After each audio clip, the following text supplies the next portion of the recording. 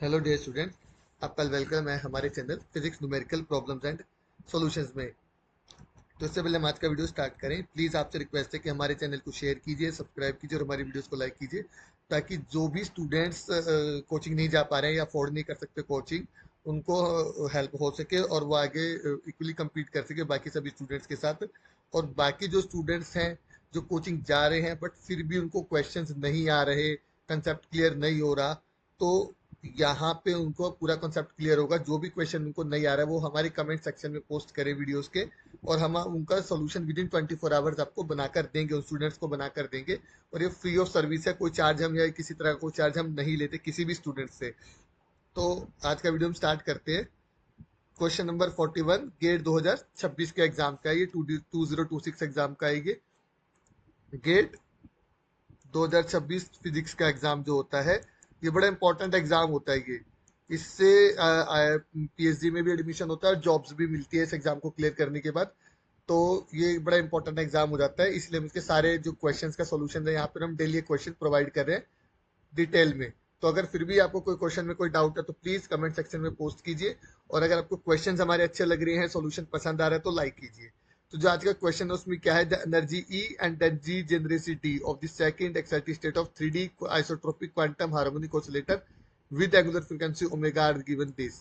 मतलब आपके पास क्या दिया गया, 3D isotropic quantum harmonic oscillator है हमारे पास।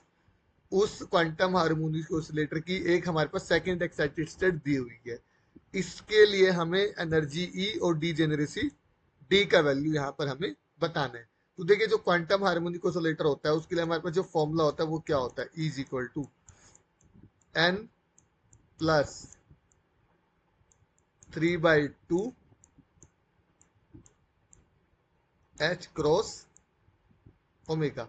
अब एन यहाँ पर क्या होता है हमारे पास, सेकंड एक्साइटेड स्टेट है। यहाँ पे एन का मतलब वैल्यू कितना है, यहाँ पे 2 दिया हुआ है। सेकंड जिस भी स्टेट में हमारा एन है, लाइक हमारा हार्मोनिक ऑसिलेटर है, उसी को हम मान लेते हैं यहाँ पे।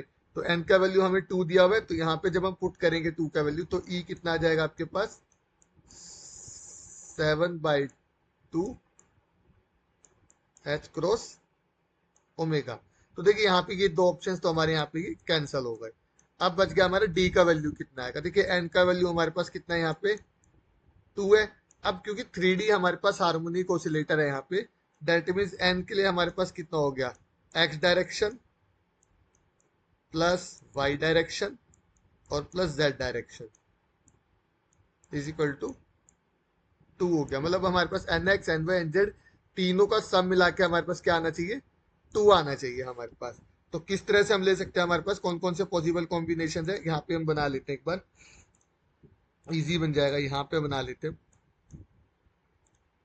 यो हमने यहाँ पे हमने ले लिया एन एक्स, ओके, यहाँ पे ले लिया हमने एन वाई और यहाँ पे ले लिया हमने एन जेड। तो कौन कौन से कॉम्बिनेशन सकते, 0 0 2 0 2 0 2 0 0 0 1 1 1 1 0 और 1 0 1। तो देखिए हमारे पास टोटल कितने हो गए, हमारे पास 6 कॉम्बिनेशन हो गए। इन सभी के लिए आपके पास क्या है, सेम एनर्जी आएगी।